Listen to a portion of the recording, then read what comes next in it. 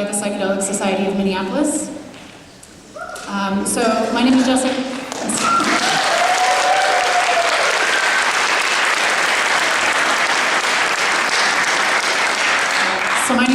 Nielson. I am the founder of the Psychedelic Society of Minneapolis, and it is my great honor and privilege to be here with you tonight alongside Dr. Eric Storley, who is a professor at the Center for Spirituality and Healing at the University of Minnesota, as well as, of course, our local psychedelic celebrity, Dr. McKenna.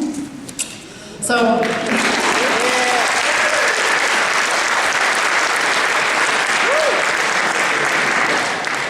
I'm in awe of the support from the local psychedelic community here in Minnesota. This is such a great turnout that we've had thus far at our public events. This is our third official public event as a society, and we've sold out all of them, so thank you all so much for your support.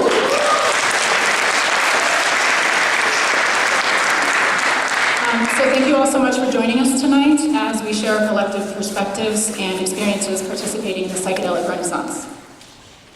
So just a brief overview about what I'm going to talk about today. So I'm going to give you a brief history of the war on drugs and the impact that it's had in our society.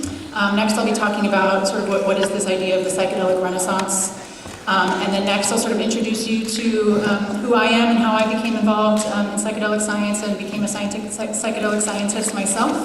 And then I'll close out with how all of you could get involved in the psychedelic renaissance here in the Twin Cities. So following the birth of the hippie counterculture movement in the 1960s, President Nixon initiated the war on drugs with the creation of the Controlled Substances Act in 1970, with a major emphasis on cannabis and psychedelics that disproportionately targeted the hippie counterculture and people of color.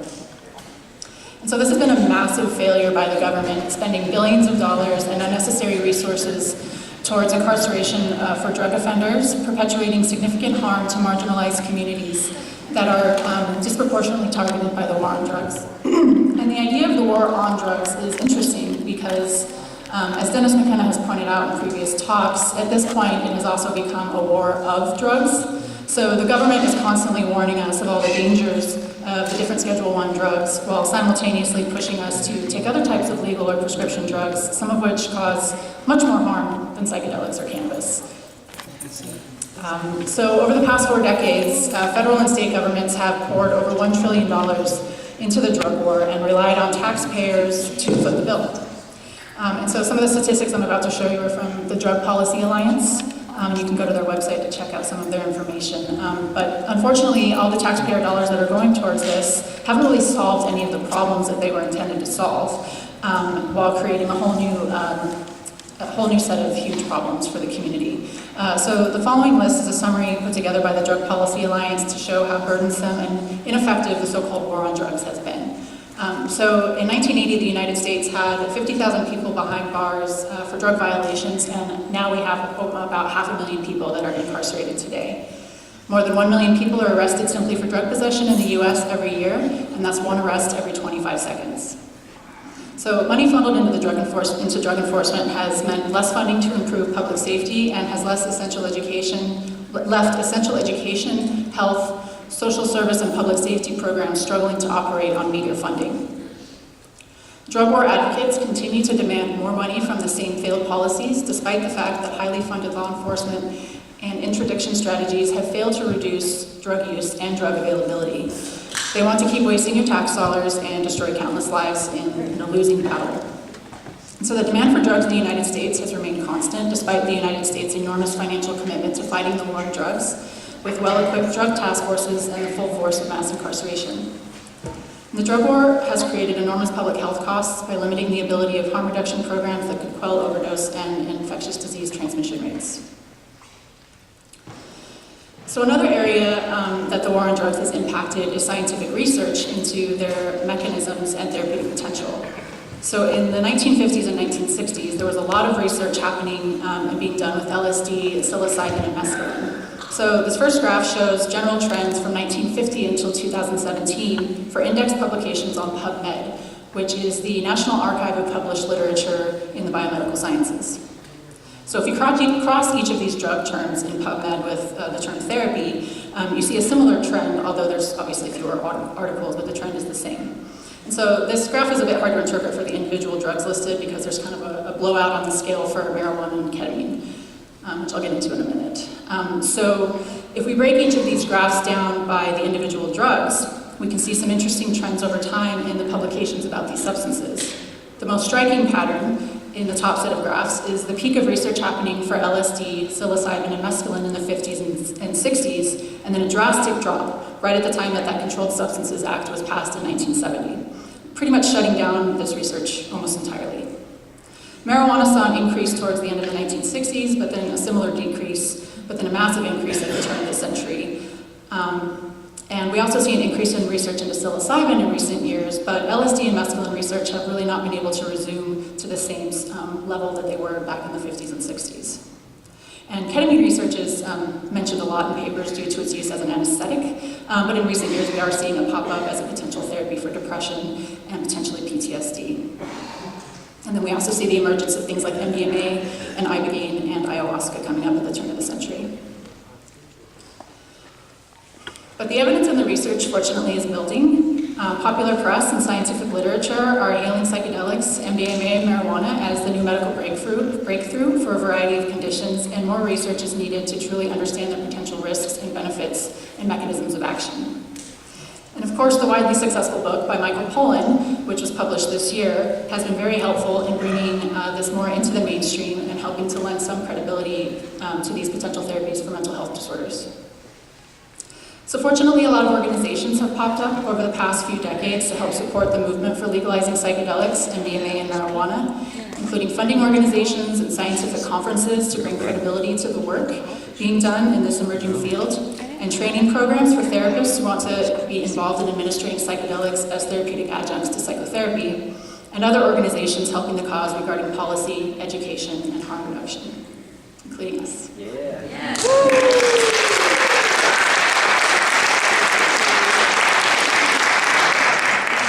So this leads me to describe where I became involved in all of this and why I'm up here speaking to you today. So I first discovered MAPS, which for those of you who don't know is the Multidisciplinary Association for Psychedelic Studies.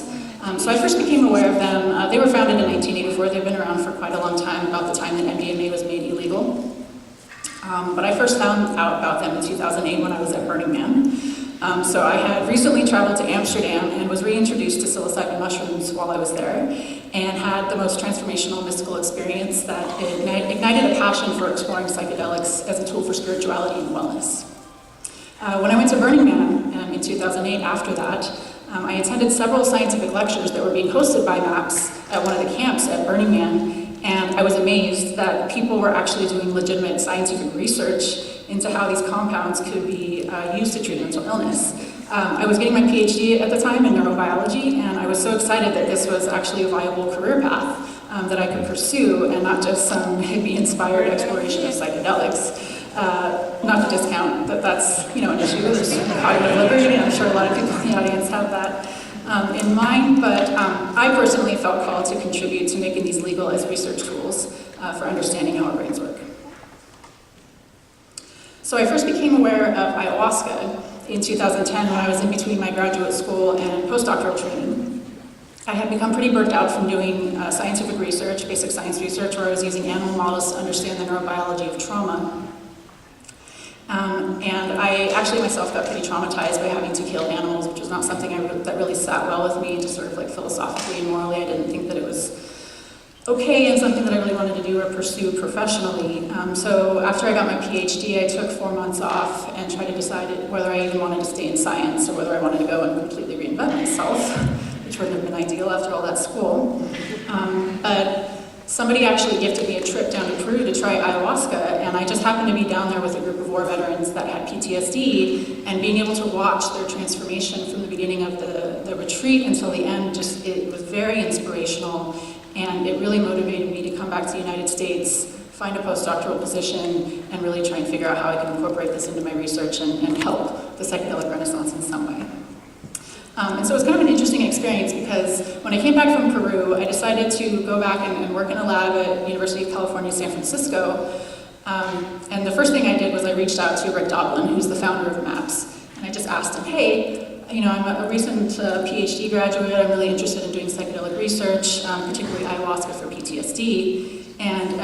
he like immediately responded and he said, "This is such great timing. We're actually looking for somebody to spearhead a project, and we just got contacted by National Geographic and they wanted to do a documentary." And so I thought that was a little strange because I didn't think I was like an expert on ayahuasca or anything at the time. I had just got my PhD, but they were looking for a doctor, you know, to put in their documentary. So,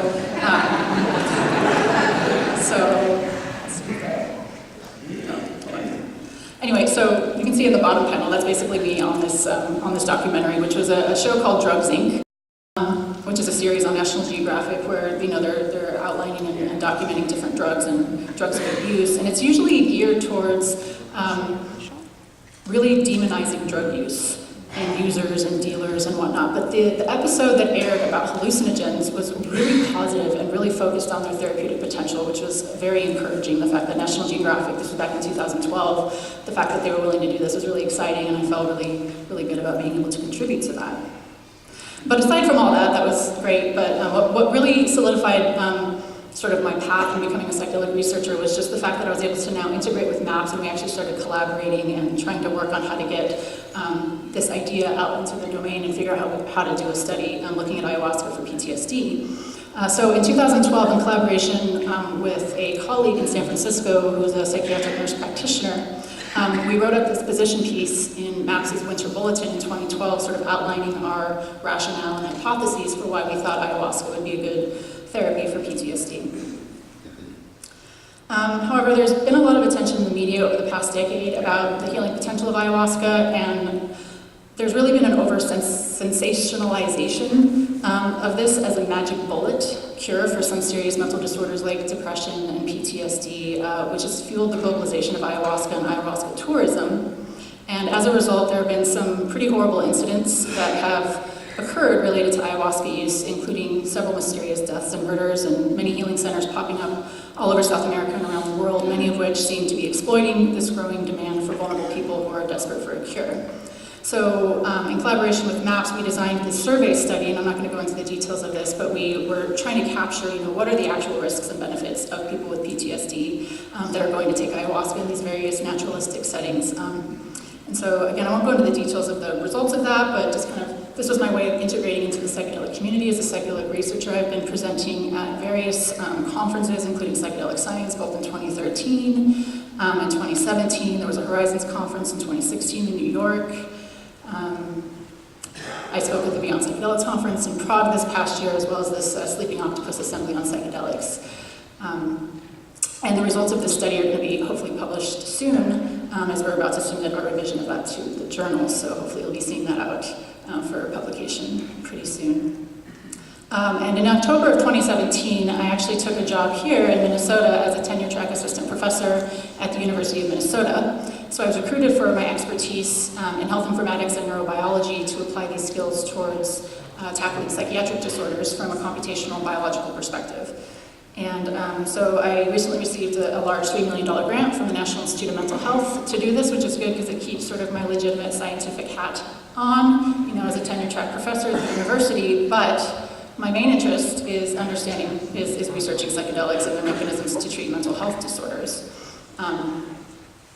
So now I have a graduate student in my lab, Ling Swanson, who's actually here today, who will be working on this for his dissertation, building upon his hypothesis proposed in a review article that he published this year that has been gaining a lot of attention after Michael Pollan tweeted it, which was really interesting. And so it's received a lot of attention. It's got a lot of views on the journal article, and it's a very interesting hypothesis that I'm not going to go into. If you want to talk to him afterwards about his study, it's really interesting, his hypotheses. So we're working on trying to plan this and move things forward, but we're obviously in the very beginning phases, but I'm really excited about getting this research up and running here in the Twin Cities.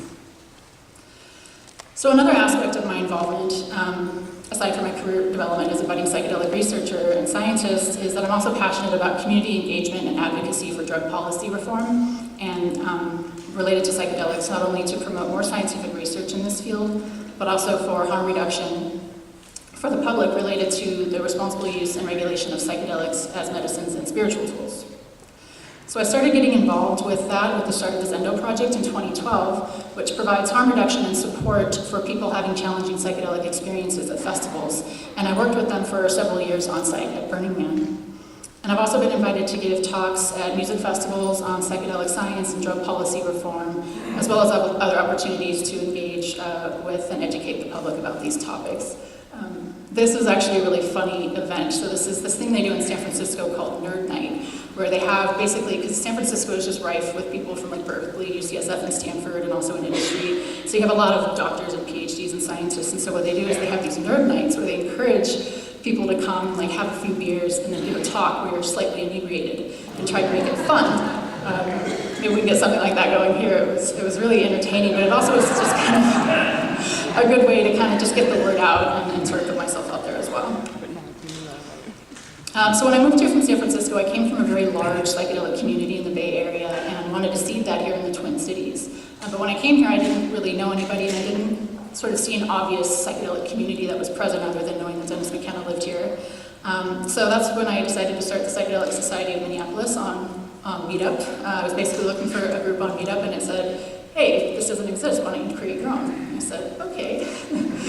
So that's what I did, and that was basically in February of 2018. And so we've been an organization for a little less than a year, but so far we've grown to 466 members, which is really exciting. A lot of you are here today.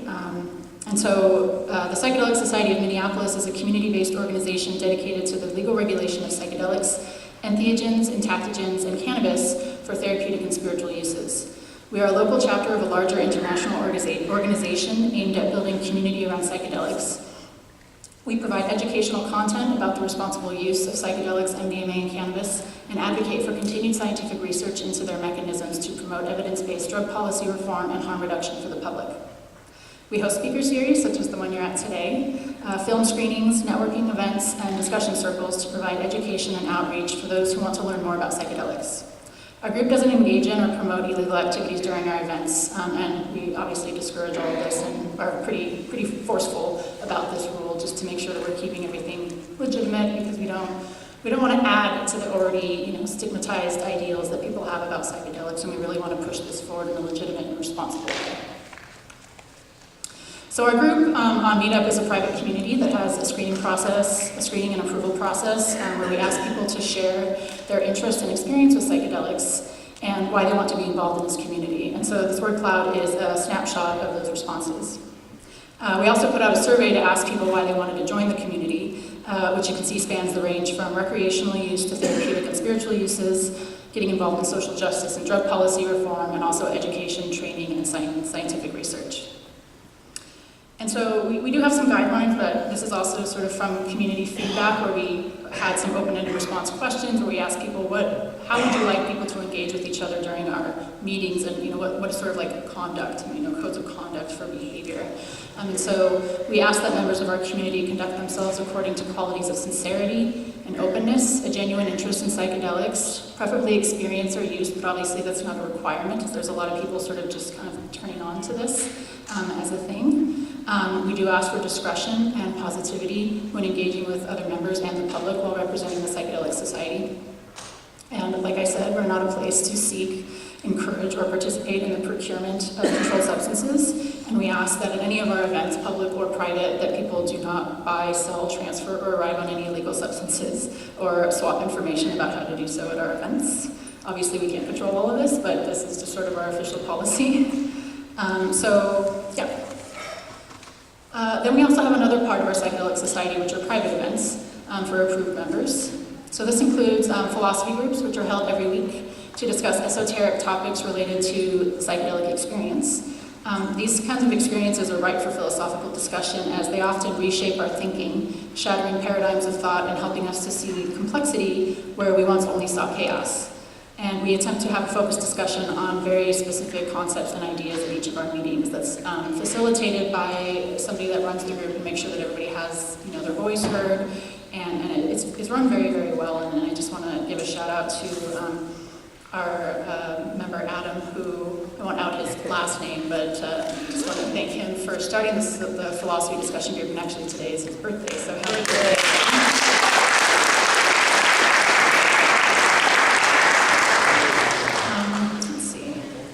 We, every 2 weeks, we host peer integration circles. So we have a licensed clinical psychologist in the community who's helping to facilitate the circle. And members are encouraged to show up as they are without judgment and be open and willing to both share their difficult experiences that need integrating and also to help hold space for the rest of the group as they share and open up. And of course, this is also not an opportunity for people to come and take psychedelics or look for psychedelics. It's really just a venue and a platform for people to talk about their past experiences and have people listen and help them process that in a meaningful way. We also host women's circles and LGBTQ groups to provide safe spaces that protect these groups from harm and exploitation that often happens in the larger psychedelic spaces and communities. And we also have a recovery group where it's a meeting for people who are in recovery, like Narcotics Anonymous or Alcoholics Anonymous, who are interested in recovery and wanting to connect with like-minded people, members of the community who have found alternative paths to healing through psychedelics and other medicines that are not traditionally accepted in the recovery model. We also have a book club that we've had 2 so far. We've discussed Michael Pollan's book. We also discussed one of Gabor Mate's group. In the next book, we're going to be talking about the Psychedelic Explorer's Guide by James Fadiman. Twice a month, we have a new and full moon cacao ceremony that's facilitated by one of our members. And then we also have member meetings that we try to have at least once per month. And for any new members that have joined the Psychedelic Society or are thinking of joining, we ask that you try to come to these member meetings, especially as maybe a first meeting, to get a chance to meet some of our current members and get a sense of what we're about and kind of what our guidelines and policies are. So we're also beginning to have a more public-facing aspect of our efforts to engage with the broader community here in the Twin Cities. So far, all of our public events have sold out, as I mentioned before, including this one, so thank you all so much for coming today. So this included an afternoon with Dennis McKenna, who was gracious to kind of like seed this and really help us get the word out about the Psychedelic Society here. I know a lot of people didn't really know that Dennis McKenna lived in Minnesota, and sadly he is leaving soon, which is why we're having this farewell symposium for him today. And then we also had a really great film screening of this movie From Shock to Awe earlier this month. That was a really great documentary following 2 war veterans that went to take ayahuasca to treat their PTSD, and it followed them before, sort of documenting their struggles with their symptoms and all the medications they were taking and how they weren't really working for them, watching them sort of undergo the ayahuasca experience, and then following them afterwards up to about a year and seeing how much they lightened up and changed and really were able to have some serious alleviation of their PTSD symptoms. It's a pretty inspiring documentary. If you haven't seen it, it should be out on Netflix at some point. So. And we recently launched our public website. You can see the URL down there. And so this was created by me and Christopher Gunlock, who is helping with web design and has created blogs that are, we hope can be a community platform that other people in the community can contribute to.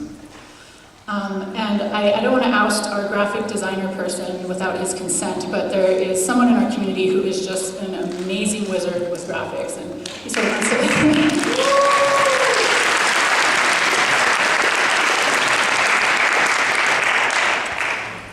So thank you to him for generating this, because I love just kind of staring at it. It's really fun to watch. But he's also been designing some really cool graphics for our website in collaboration with Chris. And so we have a site on the page that's sort of talking about some of the classic hallucinogens and some of the research and literature that we know about some of these compounds. And then we also have some cool graphics that go with the blogs. We have 2 different blog posts that are up right now written by Chris. One is talking about psilocybin therapy and patient compliance. And then there's another blog about the non-psychoactive benefits of psychedelics. For example, this article specifically is talking about how LSD and psilocybin are potentially sometimes the only treatment for things like cluster headaches, which are sometimes called these suicide headaches because they're so severe. So for everyone in the audience that wants to get involved in this local psychedelic renaissance here in the Twin Cities, there are several ways to get involved. So you can join our private community on Meetup or follow us on social media. More details about that is on our public website, so you can either hold your phone up and scan that code. We also have some flyers out that have a QR code as well. And also, if you want to contribute to helping us implement psychedelic research here in the Twin Cities, there's been a generous donation by members of the community that have seeded a new fund through the University of Minnesota Foundation. It's called the PAC Fund, which stands for Psychedelic Assisted Therapy.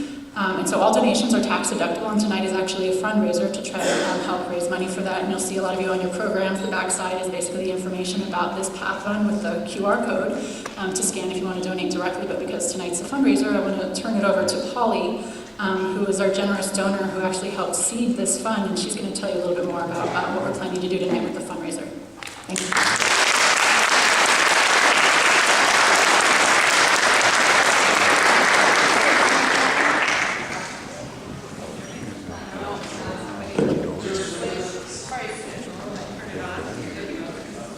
Do you want to come up here?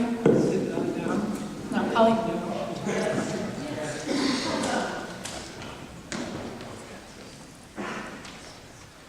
All right. So, I'm 63 and a half. Yay. I'm retiring. I spent the last 12 years of my life working for a huge aerospace company and recently discovered that they have an incredible matching fund program. So if I make a contribution to a charity of my choice, they will match it 100% up to $25,000. So my husband and I decided to make a large contribution, which my company then matched. We set up the PAC Fund to support what Jessica's up to. And tonight, your opportunity, if you're so inclined, is to put cash into those little clear boxes because all of that cash is going to be donated through me, and my company will match every dollar you give with another dollar.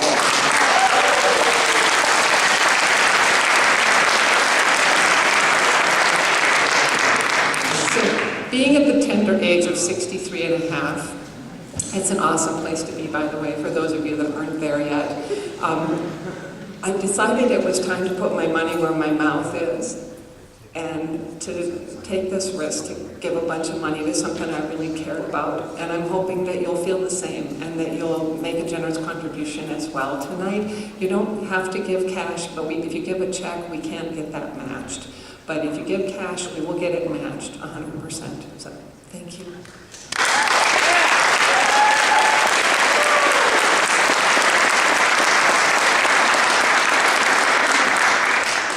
Thank you so much, Polly, for your generosity and for helping to help us raise money so we can implement psychedelic science and research here in the Twin Cities. So thank you all for your attention. I'm going to introduce our next speaker, Eric Storley. So Eric Storley